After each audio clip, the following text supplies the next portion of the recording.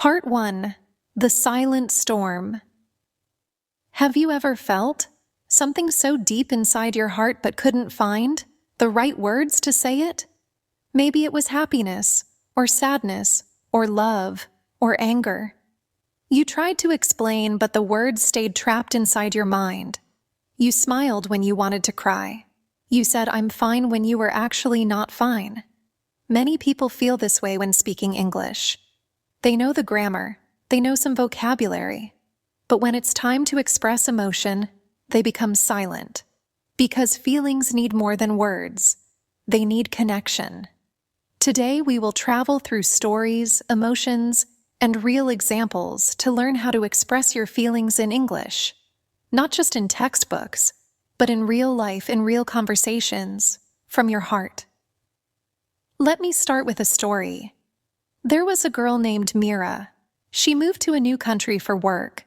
Her English was good enough for emails and meetings, but when she felt homesick, lonely, or excited, she couldn't say it naturally. When her boss asked, "How are you doing?" she always replied, "I'm fine, thank you," even when she wasn't fine. One evening, Mira met her neighbor, an old woman named Clara. Clara spoke gently and listened with care. She asked, "How are you really feeling today?" Mira hesitated, then smiled weakly. "Just okay," Clara said. "When you say you're okay, what do you truly mean? Do you mean tired, overwhelmed, grateful, peaceful?" Mira thought for a while. "Maybe I feel lonely." Clara nodded. "Then say it. Try this. I feel lonely today. I miss home." It's simple, but true. That evening, Mira repeated that line again and again. "I feel lonely today. I miss home." And for the first time, she didn't feel weak for saying it. She felt real. Sometimes learning English is not only about new words, it's about learning honesty. When you express your feelings clearly, people connect with you more. That's the power of emotional expression. So let's practice together. If you feel happy, don't just say, "I'm happy." Try these instead. "I'm over the moon." "I'm thrilled." "I'm so excited right now." "My heart feels light today." If you feel sad, say, "I feel down today." "My heart feels heavy." "I'm upset because things didn't go the way I hoped."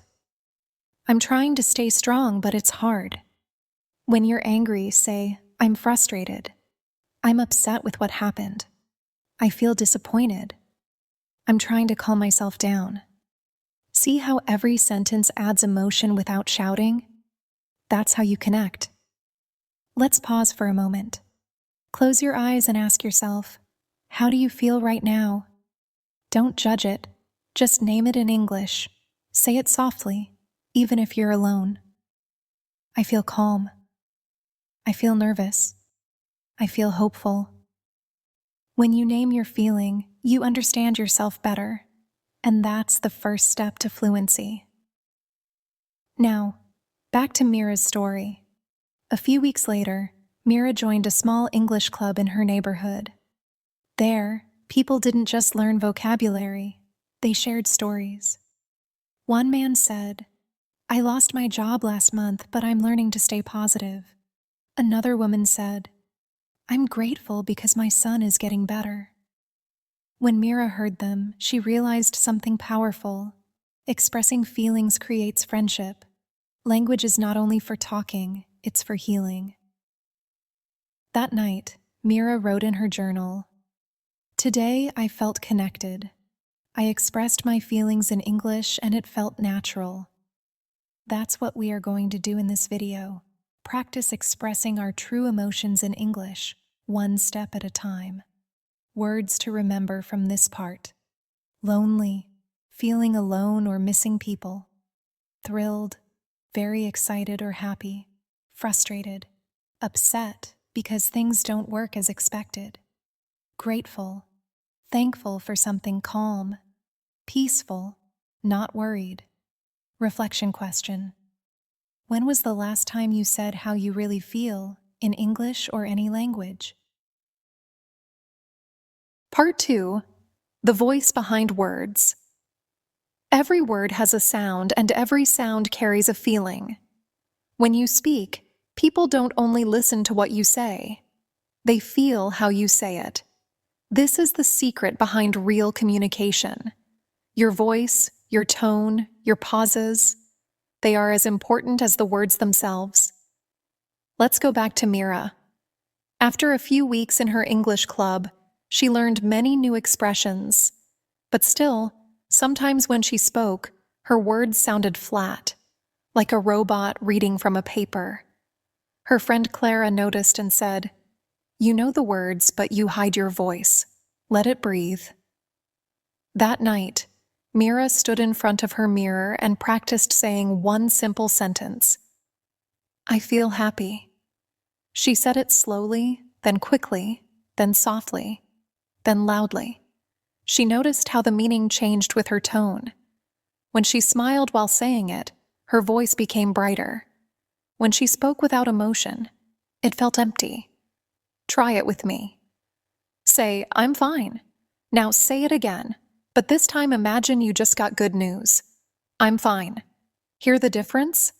Now imagine you're tired. "I'm fine." Same words, different world of meaning. Tone is the music of language. It makes people trust you, laugh with you, or feel your pain. That's why, when you express feelings in English, focus not just on the vocabulary, but the emotion behind it. Let's practice with a few common feelings. When you're happy, don't just say, "I'm happy." Say it with lightness in your tone. "I'm really happy today." Add a smile when you say it, even if nobody sees you. The smile changes your voice. When you're sad, slow down. Let your voice drop a little. Say, "I feel sad," or "It's been a hard day." This calm tone makes your words sincere. When you're angry, keep control. Don't shout. Let your tone be firm and clear. Say, "I'm upset about what happened," or "That really hurt my feelings." Notice that you're expressing your anger, not attacking anyone. That's emotional strength. Now let's talk about another tool: pauses. A pause is silence, but powerful. It gives your listener time to feel your words. For example, say, "I miss home."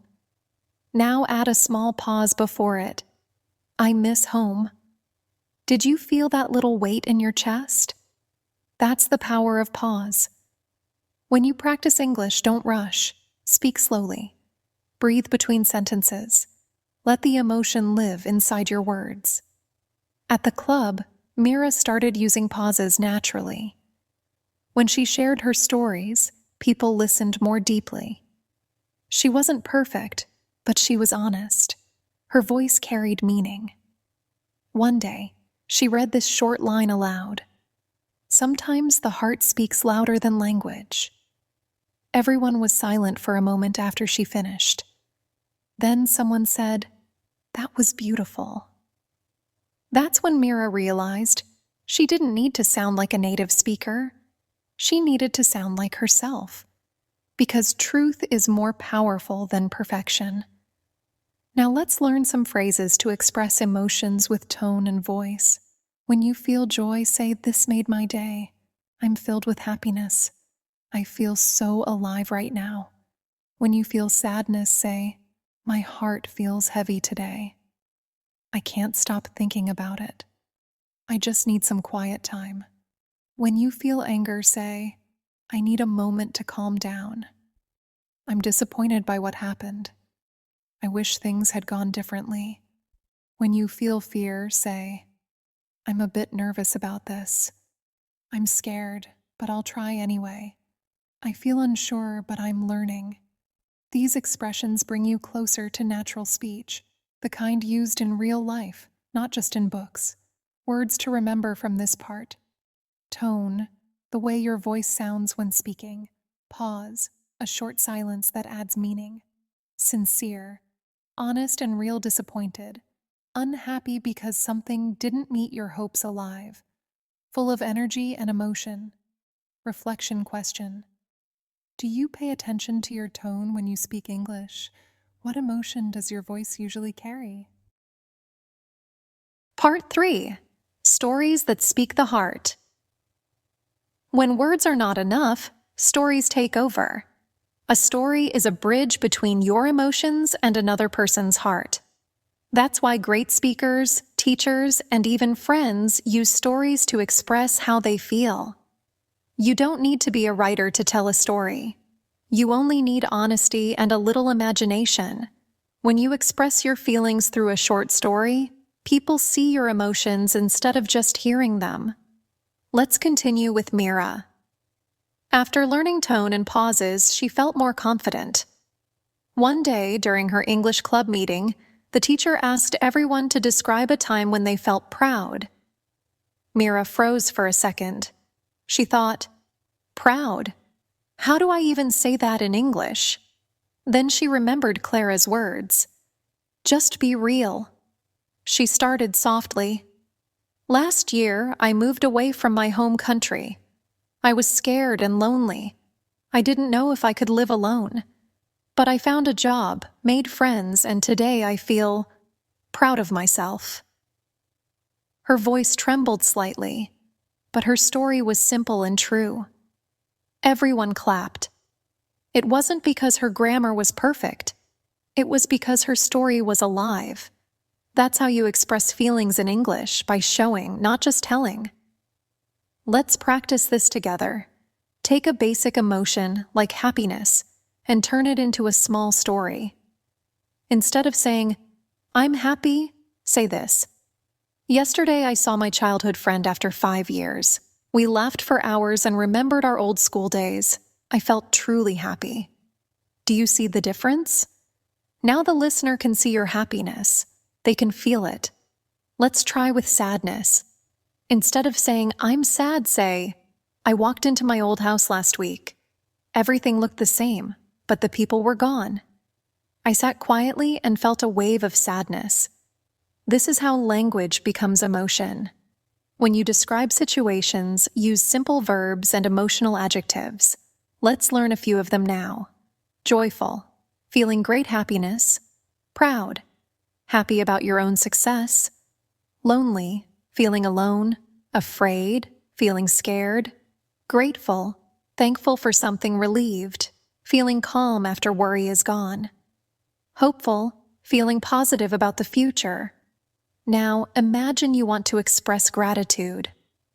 You could say, "I'm grateful," but you can also add a small story. "Last week, my friend helped me when I was sick. She cooked for me and checked on me every day. I felt deeply grateful." That story makes your emotion real.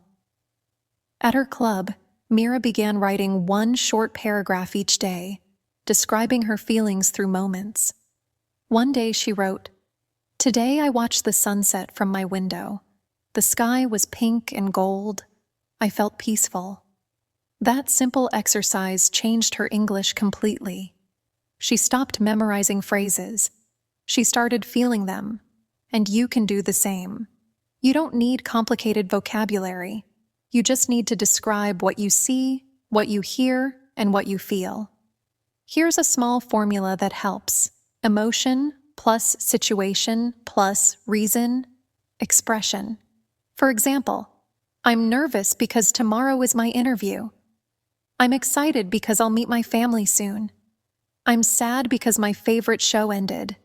When you follow this formula, your sentences feel real and easy to understand. Now try this exercise with me.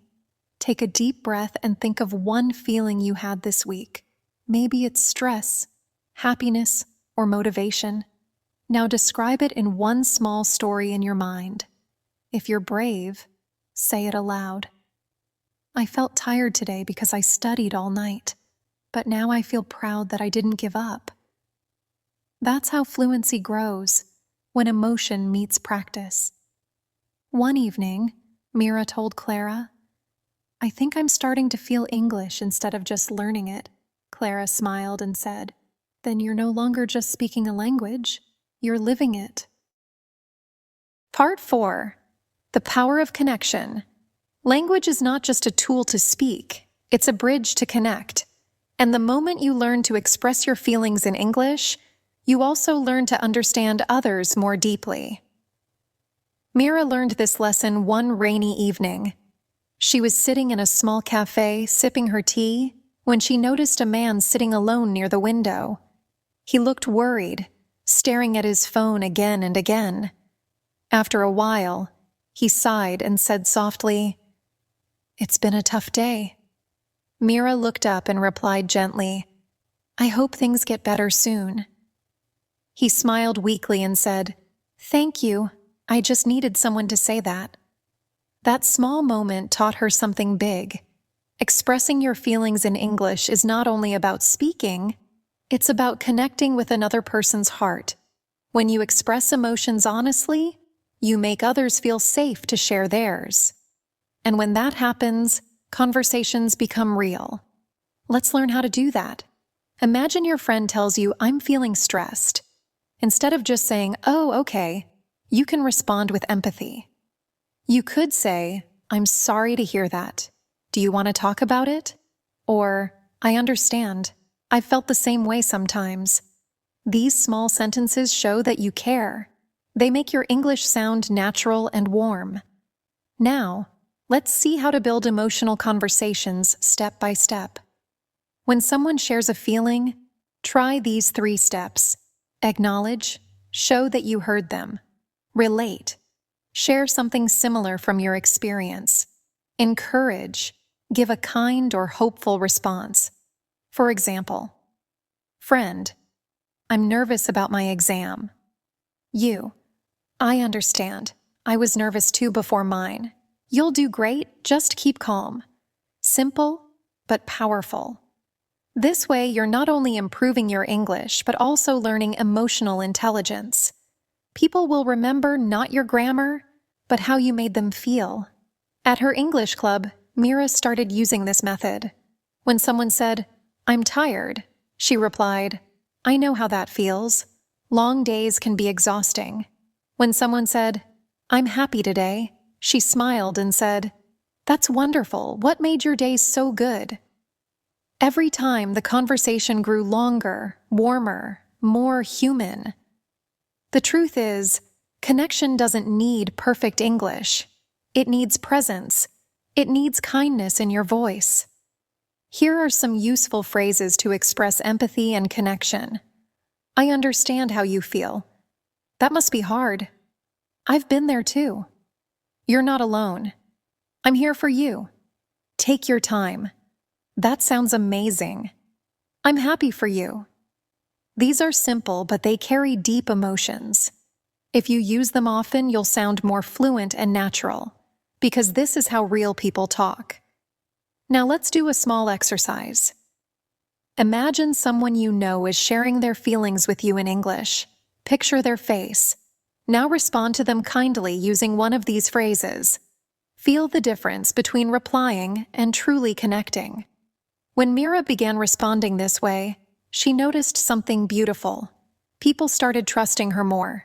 They wanted to talk to her, share things, and listen to her stories too. Her English wasn't perfect, but her connection was. And that's when she realized something important. Language without emotion is noise. But emotion with language becomes music. So the next time you speak English, don't just think of grammar. Think of rhythm, feeling, and understanding. Think of the person in front of you, not just the words you say. Words to remember from this part: acknowledge, to recognize or accept something; empathy, understanding another person's feelings; encourage, to give hope or confidence; presence, being truly there with attention; exhausting, making you feel very tired. Reflection question: when was the last time you used English to make someone feel better or understood? Part 5. The courage to speak your truth. Confidence doesn't come from knowing every English word. It comes from believing that your feelings matter, that what you want to say deserves to be heard. At first, Mira used to hesitate. She would prepare sentences in her mind, but when the time came to speak, fear stopped her. What if I sound wrong? What if they don't understand me? What if they laugh? But one day, she realized something powerful. The fear of speaking wrong English was smaller than the regret of staying silent. So she started small. When she felt happy, she said, "I feel great today." When she felt sad, she whispered, "I'm not okay today." When she was grateful, she said, "Thank you, that means a lot to me." Each time she expressed her real feelings in English, she felt lighter, stronger, more alive. That's the secret. Practice your feelings out loud. Say what you mean, even if your grammar isn't perfect. Because fluency is not about big words, it's about honest words. If you want to build this kind of confidence, here are 3 steps to follow every single day. Step 1. Speak daily, even alone. Talk to yourself about how your day was. Say things like, "I'm proud of myself today." "I'm tired, but I'll keep going." "I'm grateful for this moment." You can speak in front of a mirror or record your voice. When you listen later, you'll see your progress. Step 2. Replace negative thoughts with powerful ones. Instead of saying, "My English is bad," say, "I'm improving every day." Instead of saying, "People will judge me," say, "I'm learning, and that's brave." Words shape thoughts, and thoughts shape confidence. Step 3. Express your real feelings in small conversations. When someone asks, "How are you?" don't just say fine. Try saying, "I'm excited about something today," or "I'm feeling a bit nervous, but I'll be okay." When you speak truthfully, people connect with you more deeply. Remember, confidence is built one conversation at a time. Every time you choose to speak instead of staying silent, you grow stronger. As Mira continued her journey, something magical happened. Her English improved naturally, not because she memorized rules, but because she used the language to live, to express, to connect, to feel. That's what you can do too. Don't wait for perfect English to express your heart. Start with what you have. The right words will come when your intention is real. Before we end this journey, repeat these affirmations with me. Slowly, with meaning. I have the courage to express my feelings. My emotions deserve to be heard. I'm confident, even when I make mistakes. I learn and grow every single day. My voice matters. Take a deep breath, because this moment, right here, is where your journey begins. From now on, every time you speak English, remember this. You're not just learning a language, you're sharing your soul. So go out there and speak, with courage, with honesty, with heart. Express your joy, express your pain, express your truth, and watch how your English transforms, just like Mira's did. If this video helped you feel confident about expressing your emotions in English, take the next step with us. Keep learning, keep practicing, and most importantly, keep believing in yourself. And if you want more such life-changing lessons, subscribe to Tales for Learners.